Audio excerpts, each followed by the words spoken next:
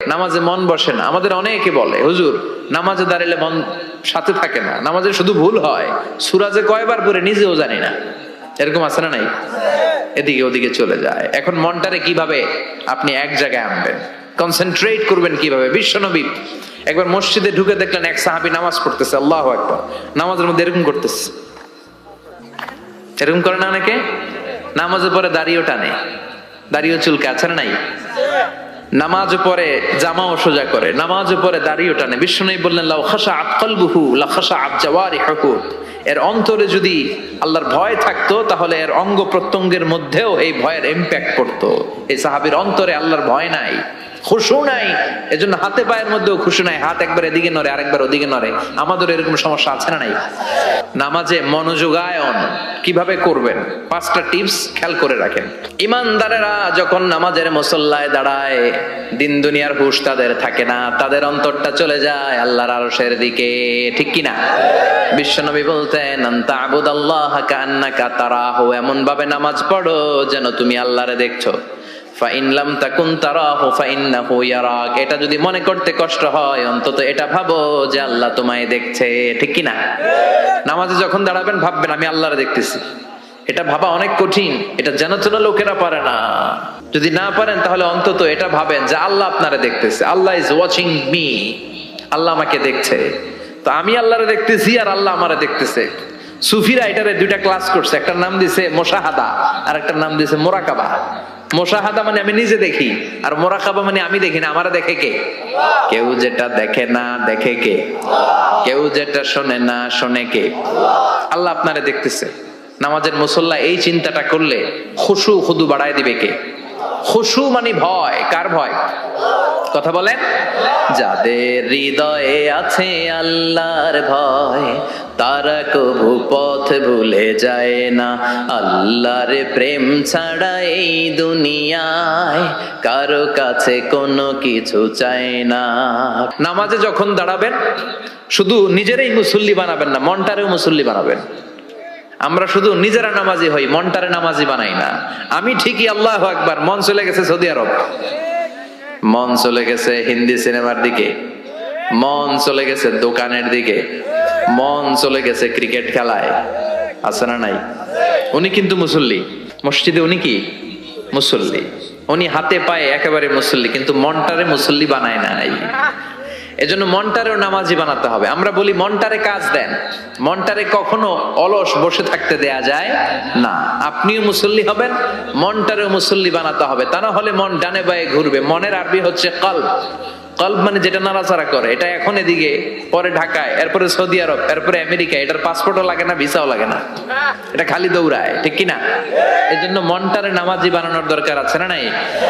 এজন্য আল্লাহ বললেন, قد أفلح المؤمنون الذين هم في صلاتهم خاشعون। মুমিন বান্দাদের প্রথম গুণাবলী হলো মুমিন বান্দারা যখন নামাজে পড়ে মনটারে নিয়ে নামাজ পড়ে, নিজেও নামাজি মনটাও নামাজি, ঠিক কি না? বিশ্বনবী বললেন, তোমাদের যদি খুশু খুদু নামাজের মধ্যে বাড়াতে মনে চায়, নামাজের মুসল্লায় দাঁড়িয়ে হৃদয়টারে যদি আল্লাহর আরশে পাঠিয়ে দিতে মনে চায়, তাহলে নামাজের মুসল্লায় যখন দাঁড়াবা মনে করবা এটাই হতে পারে জীবনের শেষ নামাজ। 5টা টিপস দিব আপনাদের মনোযোগ বাড়ানোর জন্য। 5টা। কয়টা? নামাজে মনোযোগায়ন কিভাবে করবেন 5টা টিপস খেয়াল করে রাখেন। কিভাবে নামাজের মনোযোগ বৃদ্ধি করবেন। টিপস নাম্বার 1, সল্লু সলাতান মুআদ্দিয়া, বিদায়ী নামাজ পড়বেন। মনে করবেন হতে পারে আজকে এই নামাজটাই আমার জীবনের শেষ নামাজ। এখন বাজে 10:30, আপনাকে বলা হলো আজ রাত 1টার দিকে আপনার জীবনের হায়াত ফুরিয়ে যাবে। চলে যাওয়া লাগবে না আমাদের? থাকতে পারবো আমরা? চলে যাওয়া লাগবে। রাত 1টায় মালাকুল মউত চলে এসে রূহ কবজ করে নিয়ে যাবে। আর 1.5 ঘন্টা আপনার হাতে সময়। এই 1.5 ঘন্টায় আপনি নামাজ রোজা যা পারেন করে নেন। আপনার হুঁশ থাকবে? কথা কম। 1.5 ঘন্টা পরে আপনার মরণ।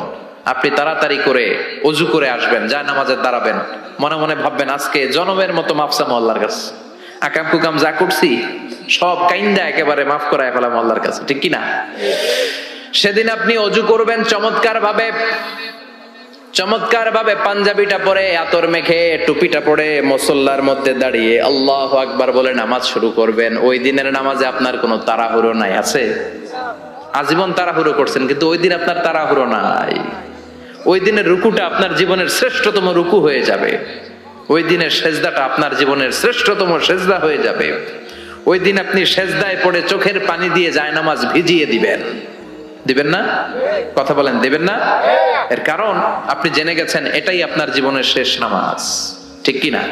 তো এই যে প্রত্যেক নামাজের সময় মসজিদে যে আল্লাহু আকবার বলে যে দাঁড়াই, এই নামাজের পরে আবার কোন নামাজের চান্স আমি জীবনে পাবো কিনা কোনো গ্যারান্টি আছে? চিল্লায় বলতে হবে, গ্যারান্টি আছে? আরো 30 মিনিট আমরা সবাই বেঁচে থাকবো, গ্যারান্টি? আরো 10 মিনিট বাঁচবো, গ্যারান্টি? শ্বাস যেটা ভিতরে নিলাম ফেলতে পারবো, কোনো গ্যারান্টি আছে? তাহলে প্রতিটা নামাজের সময় আমরা এই কথাটা ভাবি না কেন যে হতে পারে এই নামাজটাই আমার জীবনের শেষ নামাজ, হতে পারে আজকের এই সেজদাটা আমার জীবনের শেষ সেজদা। চিল্লায় বলেন ঠিক কিনা? বিশ্বনবী শিখায় দিলেন মনোযোগায়নের প্রথম পদ্ধতি। নামাজে মনোযোগ থাকে না, মনোযোগ যদি বাড়াতে চাও ভাবো এটাই হতে পারে জীবনের শেষ নামাজ। সল্লু সালাতান মুআদ্দে, পারফর্ম দ্য সালাহ as if this is your last and final prayer. এমন ভাবে নামাজ পড়ো মনে করো এটাই হতে পারে জীবনের শেষ নামাজ। আজকে থেকে প্রত্যেকবার আল্লাহু আকবার বলার সময় এটা ভাবতে পারবো না আমরা যে হতে পারে এই নামাজটা আমার শেষ নামাজ?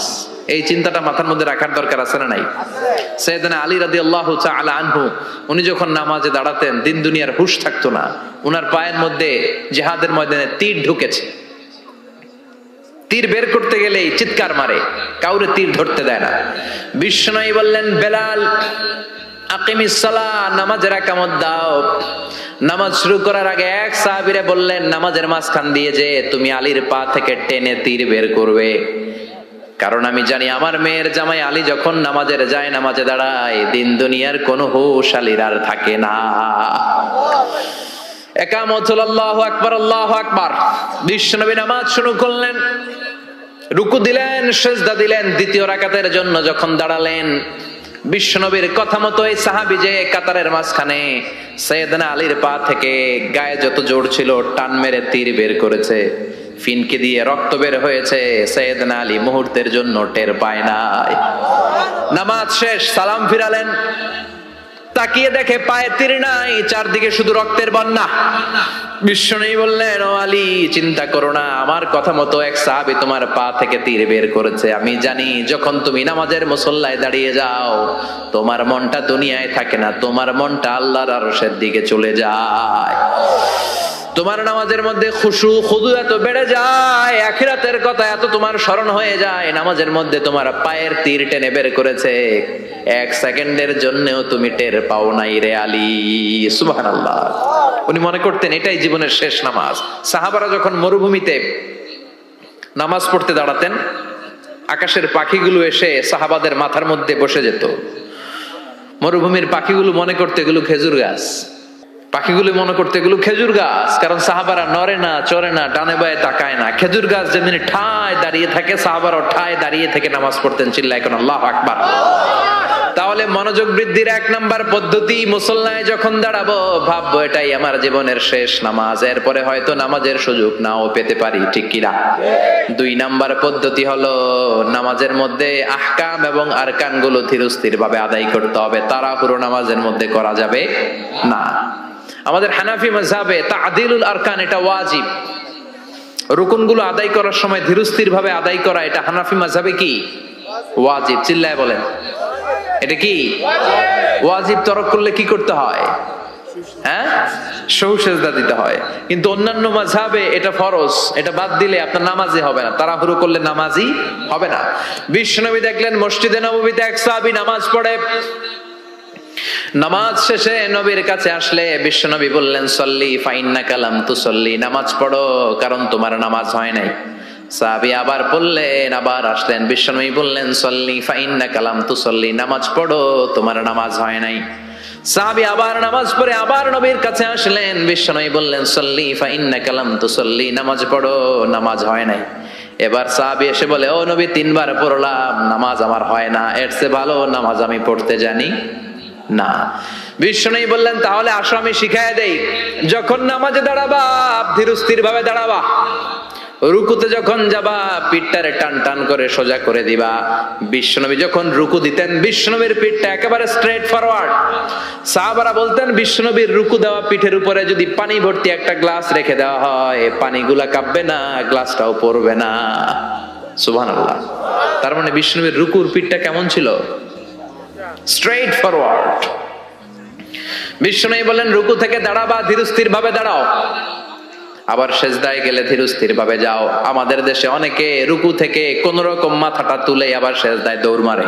দুই সেজদার মাঝখানে ধীরস্থির ভাবে বসা হচ্ছে ওয়াজিব। অনেকে এক সেজদা থেকে কোন রকম মাথাটা একটু উপরের দিকে উঠিয়ে আরেক সেজদায় মুরগির মতো ঠোকর মারে। আবার অনেকে ইমাম সাহেবের আগে দৌড় মারে, আছে না নাই? ইমাম সাহেব সামি আল্লাহু লিমান হামিদা বলে দাঁড়াইছে, ওনার আর সহ্য হয় না, উনি আগে সেজদা দিবে কিন্তু ইমামের আগেও যাইতে পারে না, মাঝখানে যাই হ্যাং হয়ে থাকে, আছে না নাই? মোবাইল মাঝে মাঝে হ্যাং হয় না, মানে সামনেও যায় না পিছনেও যায় না। তো ওনারাও ইমামের আগে সেজদায় যাবে, তো ইমাম যাইতে পারে না উনিও যেতে পারে না, মাঝ অবস্থায় যায় কি হয়? হ্যাং। হ্যাং হইবেন আপনারা? হ্যাং হওয়া যাবে না। তাহলে মনোযোগ বাড়ানোর 2 নাম্বার পদ্ধতি হচ্ছে কি করবেন? ধীরস্থির ভাবে। There is no rushing in salah, there is no hastiness in salah। নামাজের মধ্যে কোনো তাড়াহুড়ো নাই। তাড়াহুড়ো করলে এটা নামাজ হয় না। এমনকি নামাজের দিকে বিশ্বনবী তাড়াহুড়ো করে যেতেও নিষেধ করেছেন। ইদা উকিমাতিস সালাহ, নামাজ যখন শুরু হয়ে যাবে ধীরস্থির ভাবে যাবেন, তাড়াহুড়ো করে যাওয়া যাবে না। 3 নাম্বার পদ্ধতি জামাতে পড়বেন, তাহলে মনোযোগ বাড়ায় দিবে কে? বিশ্বনবী বলেন সালাতুল জামাআত আফদলু সালাতাল ফারদি বি27 দারাজা। একা একা নামাজ পড়লে যতটুকু সওয়াব হয় জামাতে নামাজ পড়লে 27 গুণ বেশি সওয়াব হয়। জামাতে পড়ার দরকার আছে না নাই? জামাতে পড়লে আর মনোযোগ এদিক সেদিক যায় না। সবাই আল্লাহু আকবার, আমি আল্লাহু আকবার, সবাই আসসালামু আলাইকুম ওয়া রাহমাতুল্লাহ, আমি আসসালামু আলাইকুম ওয়া রাহমাতুল্লাহ। মন আমার এদিক সেদিক যাওয়ার সুযোগ আছে? কম, ঠিক কি না? 4 নাম্বার, নামাজে যা বলেন অর্থ বোঝার চেষ্টা করেন। আমরা সালাতে যেটা বলি এটার অর্থ বুঝি না। আমরা প্রতিদিন বলি আলহামদুলিল্লাহি রাব্বিল আর রহমানির মালিকি, আবার বলি সামি আল্লাহু লিমান হামিদা, কি কইলাম বুঝি নাই। সুবহান রাব্বিয়াল আলা মানে কি জানি না। আত-তাহিয়াত লিল্লাহি ওয়াস সালাওয়াত আত-তাইয়্যিবাত অর্থ কি জানি না। এজন্য সালাতে যা বলেন এটা বুঝে বুঝে বলার চেষ্টা করেন। এট লিস্ট সালাতে যেটা আপনি পড়েন এটার অর্থটা শিখার চেষ্টা করেন, তাহলে বললে হৃদয়ের মধ্যে টাচ লাগবে, অন্তরে দরদ লাগবে, চিৎকার করে বলেন ঠিক কি না। 5 নাম্বার পদ্ধতি, নামাজের মধ্যে যে সুন্নাত গুলো আছে সুন্নাত গুলো আদায় করবেন, তাহলে নামাজের মধ্যে মনোযোগ বাড়ায়া দিবে কে? হাত তোলা সুন্নাত তোলেন। রাফউল ইয়াদাইন যদি করেন, অভ্যাস যদি থাকে, বারবার হাত তোলা তুলেন, প্রতিবার তুললে 10টা করে সওয়াব। আমিন বলবেন, যে মসজিদে জোরে জোরে বলেন, আস্তে তো আস্তে বলেন, কিন্তু বইলেন, বলার দরকার আছে না নাই? বিশ্বনবী বললেন ইদা আম্মানাল ইমাম আমিনু, ইমাম যখন আমিন বলে তোমরাও আমিন বলো, কারণ তোমরাও যখন আমিন বলো ফেরেশতারাও আমিন বলে। তোমাদের আমিন ফেরেশতাদের আমিন যখন মিলে যায় তোমাদের জীবনের সব গুনাহ মাফ করে দেয় কে? এজন্য আমিন জোরে কোন বাস্তে কোন বলবেন, এটা ছাড়বেন না। তাশাহুদের মধ্যে আঙ্গুল তুলবেন, হয় নাড়াবেন নয় তুলে রাখবেন, এটা সুন্নাহ। আশাদ্দু আলা শাইতান মিনাল হাদিদ, শয়তান রে লোহা দিয়ে পিটাইলে যত কষ্ট পায় তাশাহুদে বসে এই আঙ্গুলটা নাড়ালে এর চেয়ে বেশি কষ্ট পায়। ঠিক সুবহানাল্লাহ কইবেন না? এজন্য মুরাআতুস সুনান, সুন্নাত গুলো মানার চেষ্টা করেন। সালাতে মনোযোগ বাড়ায় দিবে কে?